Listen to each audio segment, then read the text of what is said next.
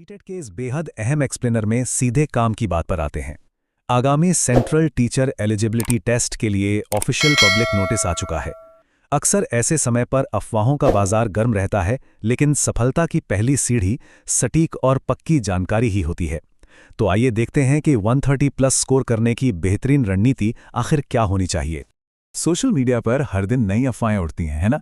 लेकिन उनसे विचलित होने के बजाय केवल प्रामाणिक जानकारी पर भरोसा करना इस सबसे बड़ी समझदारी है। यह न केवल बेवजह का मानसिक तनाव कम करता है, बल्कि पूरे फोकस के साथ पढ़ने की एक शानदार दैनिक आदत भी बनाता है। और सच मानिए, यही वो पहला कदम है जो परीक्षा में शानदार नतीजों का रास्ता साफ करता है। आज के एजेंडे में ये 5 मुख्य चीजें शामिल हैं: आधिकारिक परीक्षा तिथि, महत्वपूर्ण आवेदन विवरण, पात्रता या एलिजिबिलिटी, सिलेबस और सूचना बुलेटिन, और सबसे अहम, तैयारी और रणनीतिक संसाधन। भाग 1, आधिकारिक परीक्षा तिथि। ये कैलेंडर में मार्क कर लेने का समय है। सबसे बड़ी और पक्की खबर, आगामी सीटेट परीक्षा की प्राइमरी तारीख है 6 सितंबर। बिल्कुल सही सुना, यही वो लक्ष्य है जिसके इर्द गिर्द अब पूरा स्टडी रोड मैप और डेली रूटीन सेट होना चाहिए। टाइमलाइन को समझना बहुत जरूरी है। 11 मई से आवेदन तुरंत खुल रहे हैं। इसका सीधा मतलब है कि मई का महीना तो फॉर्म भरने और सही स्टडी मटेरियल जुटाने में निकल जाएगा। फिर बचते हैं जून, जुलाई और अगस्त। ये 3 महीने का फोकस्ड स्टडी पीरियड है। एक ठोस रणनीति यही कहती है कि इन्हीं 3 महीनों में कॉन्सेप्ट्स को गहराई से समझने की एक सख्त दैनिक आदत डाल ली जाए। समय वाकई बहुत कम है, इसलिए अब किसी भी तरह के भटकाव की कोई गुंजाइश नहीं है। अब यहाँ एक बहुत ही दिलचस्प पेंच है जो आधिकारिक नोटिस में छुपा है। अगर आवेदन करने वाले उम्मीदवारों की संख्या बहुत ज्यादा हो जाती है तो 5 सितंबर को एक एक्स्ट्रा शिफ्ट भी जोड़ी जा सकती है। और चूंकि सीटेट में हमेशा लाखों एस्पिरेंट्स होते हैं, तो पूरी संभावना है कि परीक्षा 5 और 6 सितंबर दोनों दिन चले। यह भरी भरकम कंपटीशन साफ इशारा कर रहा है कि तैयारी बिल्कुल सॉलिड और डीप होनी चाहिए। ऊपर ऊपर से पढ़ने से काम नहीं चलेगा। आगे बढ़ते हैं भाग 2 की तरफ। महत्वपूर्ण आवेदन विवरण, जिसे पहली बार में ही बिल्कुल सही करना है। फॉर्म भरने का प्रोसेस वैसे तो बहुत सीधा है, लेकिन सबसे बड़ी गलती यही होती है। नाम या पिता के नाम की स्पेलिंग में हुई एक छोटी सी टाइपिंग मिस्टेक बाद में बहुत बड़ा सिरदर्द बन जाती है और करेक्शन के चक्कर काटने पड़ते हैं। इसलिए सबमिट करने से पहले एक एक स्पेलिंग 2 बार चेक करना बहुत ज़रूरी है।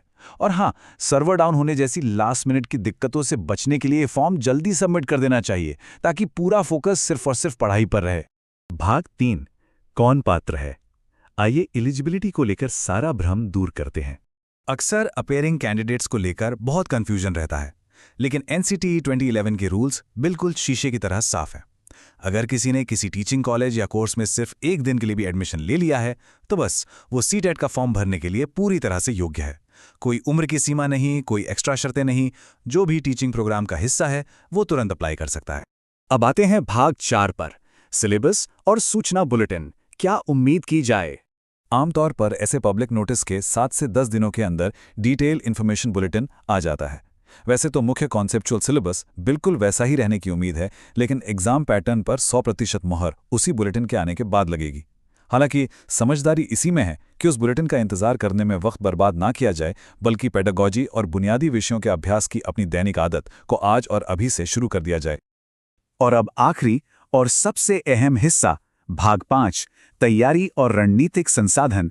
130 प्लस अंक का लक्ष्य कैसे हासिल करें। आजकल परीक्षा के प्रश्न बहुत ज्यादा कॉन्सेप्चुअल आने लगे हैं। सिर्फ रट्टा मारने से बात नहीं बनेगी। 130 प्लस का जादुई आंकड़ा छूने के लिए डेली स्टडी प्लान में एनसीईआरटी कंटेंट को गहराई से पढ़ना और पिछले साल के सवालों यानी पीवाईक्यूज का रोजाना अभ्यास करना मस्ट है। एक बहुत बड़ा रणनीतिक फायदा उन छात्रों को मिलता है जो लाइव बैच में होते हैं, क्योंकि उन्हें अक्सर आने वाले नए लाइव बैच का एक्सेस मुफ्त में मिल जाता है। इसका मतलब है कि एग्जाम के दिन तक लगातार नए कंटेंट और धुआंधार रिवीजन के साथ तैयारी बिल्कुल अप टू डेट रहती है। सच कहा जाए तो यही वो छोटी छोटी रणनीतिक बढ़ते हैं जो टॉपर्स को बाकी भीड़ से अलग कर देती हैं।